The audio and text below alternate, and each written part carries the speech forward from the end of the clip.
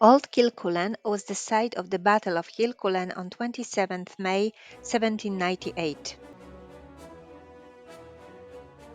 The first phase of the battle was won by the rebels before they were driven out of the monastic site and fought back by infamous General Dundas. He wrote, "The slaughter was considerable for such an action.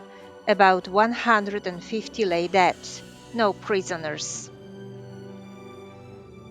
Apart from these recent dramatic events having taken place on the hill of Old Kilcullen, there is much more ancient history ascribed to this place. A monastery of Old Kilcullen was founded as early as in the 5th century by Saint Patrick. There are only few remaining remnants today on the site. There is a stump of a round tower from the 11th century, the remains of a Romanesque church from the 12th century, the shafts of 2 granite crosses, and an undecorated base of the third one. The shaft of high crosses come from the 9th or 10th centuries. The sculpture of the smaller shaft is better preserved and may be tentatively interpreted. We are looking on the west face of the shaft, which is the most complex. The third panel up perhaps shows Samson slaying the lion. Below, there is either a scene showing Christ entering to Jerusalem or a famous Coptic scene of the flight into Egypt. As a donkey is turned to right, it means that infant Jesus has just fled Bethlehem and is on his way to Egypt. The other way round would mean the Holy Family is coming back to their land. At the bottom, we can observe 5 heads. The fourth scene up bears a horseman blowing a trumpet. Finally, we can see the lower part of crucifixion being once the part of the scene in the head of the cross. The top panel of the north side of the same shaft may illustrate Cain slaying his prostrate brother Abel with an axe. It is an enigmatic scene. On the north side of the shaft, there are 3 panels altogether. In the middle there is an interlace, and at the bottom there is David slaying the lion. The middle panel is most famous of all carved in Old Kilcullen. Apart from 2 characters, there are 3 mysterious objects. There is a square, an object looking like a lady's back, and a sort of a stick.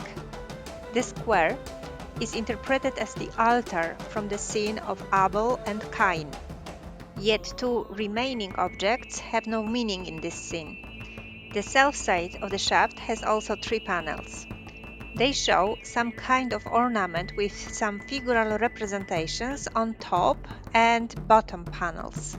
The top panel is a human interlace, whereas on the bottom the panel bears a tree of life guarded by 2 winged quadrupeds, the scene typical of biblical imagination coming from ancient Mesopotamia. East face of the shaft is very worn, but once it showed 3 panels, each with 4 figures, possibly representing the apostles. Some of them once bore books. Coming to the west face of the cross, some scholars translate this enigmatic scene as an episode showing a bishop, Saint Mactol, who died in 548. He was called the son of Ats, founder of Kilcullen, represented while meeting the enemy, who is lying dead below. The objects around him would signify respectively the book just behind his head, the crozier in his hand, and finally this mysterious bag would be a bell, typically held by Irish monks. In this case, this biblical scene changes and has a historic meaning.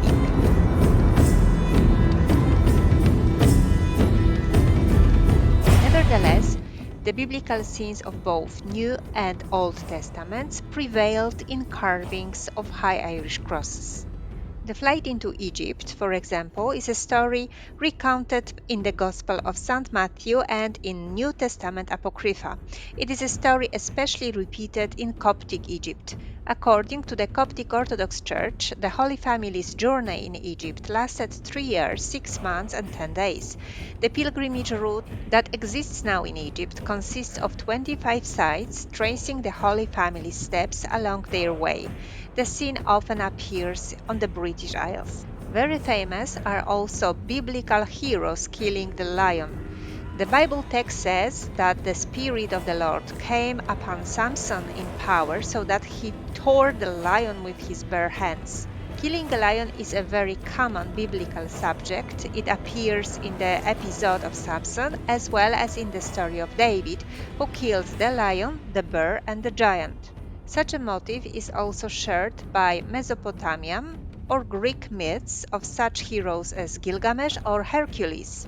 In the Christian context, it stands for the victory of faith over a seemingly stronger powers.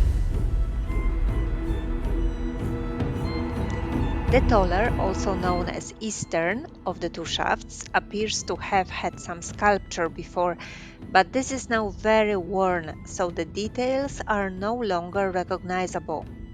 So this is why it cannot be interpreted as much as the west shaft. The round tower of the monastic site in Old Kilcullen is mainly built of granite and comes from the 11th century. It measures 11 meters in height with its door sill at 1 meter and 8 centimeters. It possibly represents a subspecies of half-size towers. It has a round-headed door with inclined door jambs. There is just one small linteled window in the drum. Old Kilcullen is 2 kilometers south of Kilcullen village.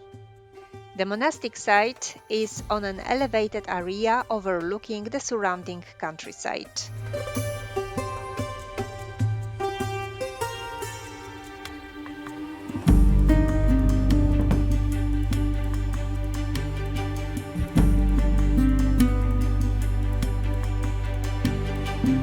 Old Kilcullen is a significant and historical site. The Vikings attacked it twice in 932 and 1114. The old monastic site is today a secluded place worth stopping for a few minutes to relax and admire a beautiful views of Wicklow Mountains and towards Dan Eilean, the great royal sites of early Gaelic Ireland, where the kings of Leinster were inaugurated.